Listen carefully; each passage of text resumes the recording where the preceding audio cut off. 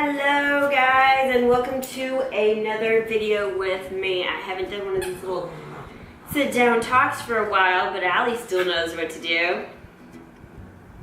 Grab the squeaker toy and play, right? She just got a haircut, so she's looking super sassy, super sexy. Oh my god. Okay, so what is this video about? I'm gonna try to make it short and sweet. It's basically 10 mistakes that you're making at the gym. 10 things that are really holding you back. 10 things, these are just like the most common things that I can think about that clients may say to me, or, oh my God, Allie, not right now. 10 things that I know that it's like the most common mistakes, 10 things that are holding you back. You might be saying, oh, I'm going to the gym, getting all my workouts in, but I'm still not seeing the results. So these, oh my God, we are not gonna play with this right now. No! Okay, so let's get on with it because we're gonna make this short and sweet video. 10 things holding you back from getting your 110% that you should be getting at the gym. So 1, how much training are you actually doing? Are you doing too much training? Because that's one of the things I always hear. How much cardio are you doing? They say, oh, I'm going to the gym every single day. I do cardio every single day. I wake up well, hello, you're not letting your body rest. Overtraining can actually inhibit fat loss. It can inhibit progress. There was a time, I'm gonna try to make this video super short, but there was a time where being a competitor, that seems to be like kind of like a common occurrence, overtraining. If you do not take time off from the stage, you will eventually become overtrained. Your body will stop losing fat. You'll start gaining fat. You'll gain cellulite. I mean, it'll be like the opposite effect. So that does happen. So that's my first thing. How much training are you doing? Are you overtraining? Because if you are, you need to let your body rest. You actually maybe need to take like 3 or 4 days off from the gym, start all over, refresh, allow yourself 1 to 2 full 100% rest days.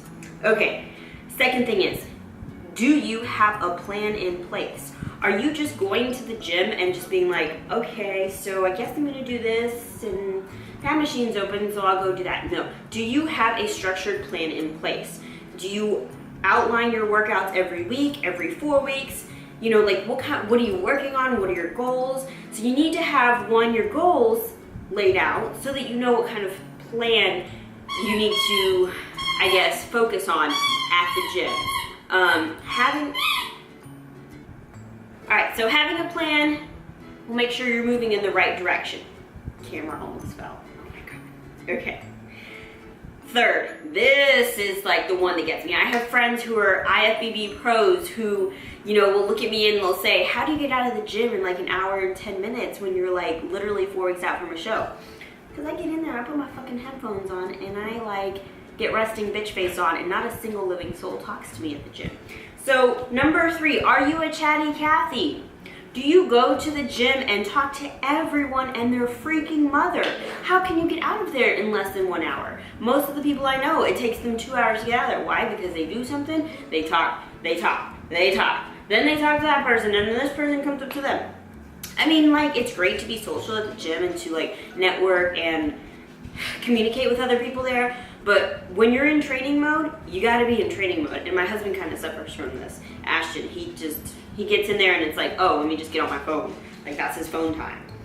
All right, that leads me to my 4th thing.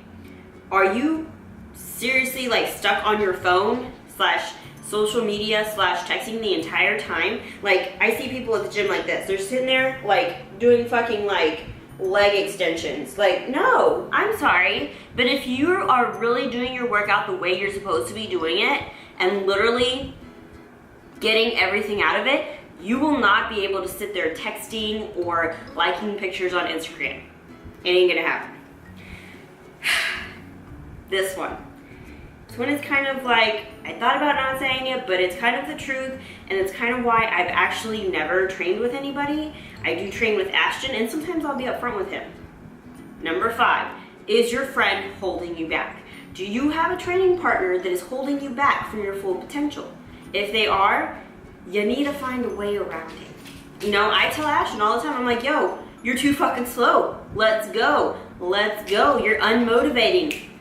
Get going. And then for him, it's great because it makes him push harder at the gym. And for me, I'm like, let's go. But I had that communication with him, so then he picks up the pace, and I'm like letting him know that he's aware that I don't want to be held back, so move on with me.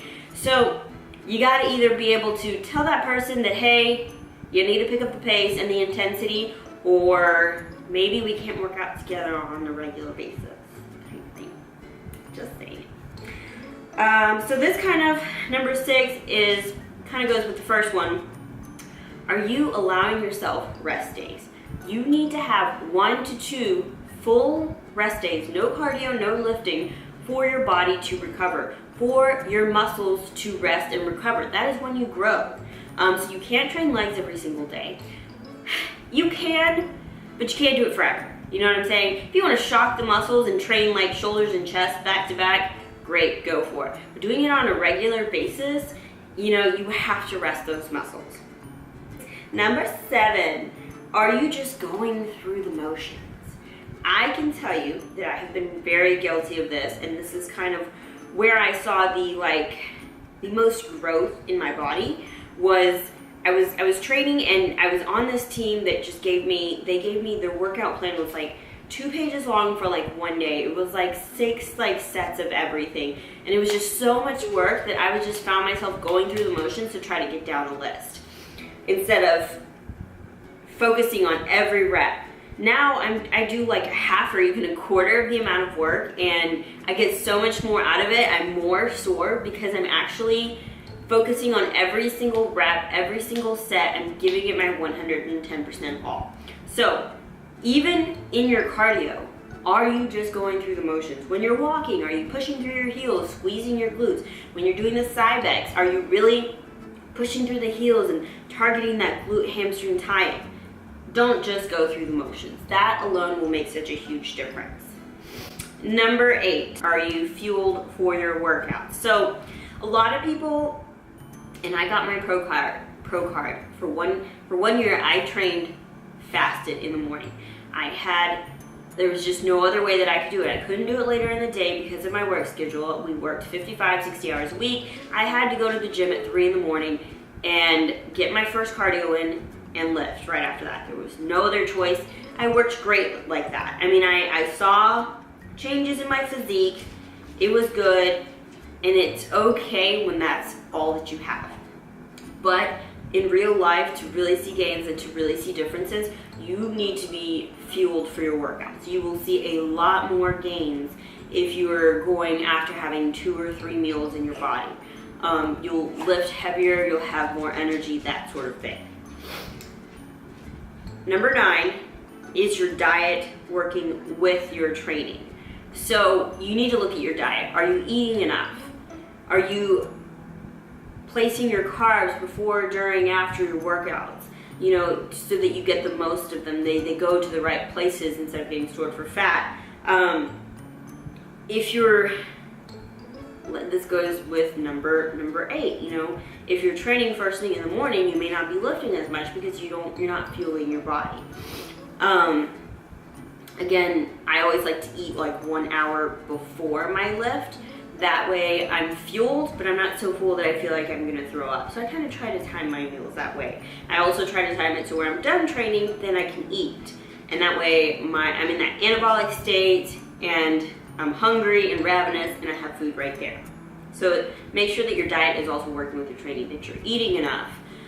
Because if you're not eating enough and you're training too much, you'll see fat gains. Your body will really go into starvation mode. Your metabolism will sink down. A little tank, literally. You'll start to see cellulite, just fat, weight gain. You'll be lethargic. It'll be miserable. It's happened to all of us. Maybe not, but it's happened to me. So. Lastly, this one is, I find that a lot of people will hit plateaus, and it's like, okay, well, what have you been doing? Okay, they've been doing the same thing for like 6 months. Are you changing up your workouts?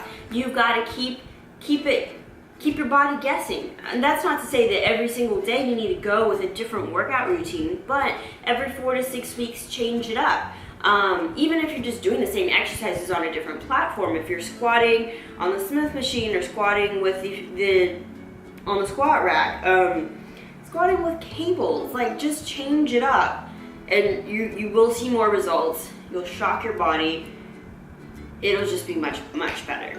So that's basically my list of 10 things that could possibly be holding you back in your workouts. I haven't been guilty of all of these, but I know people that have been guilty of some of them. I've been guilty of some of them for sure. Even as a pro, sometimes I still fall into that hole.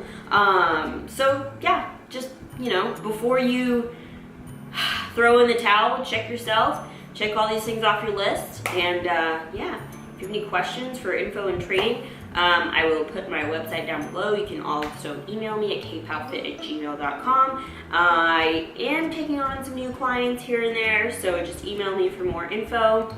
And thumbs up if you guys like this video. Thanks for watching, and we will see you in the next one. Yeah.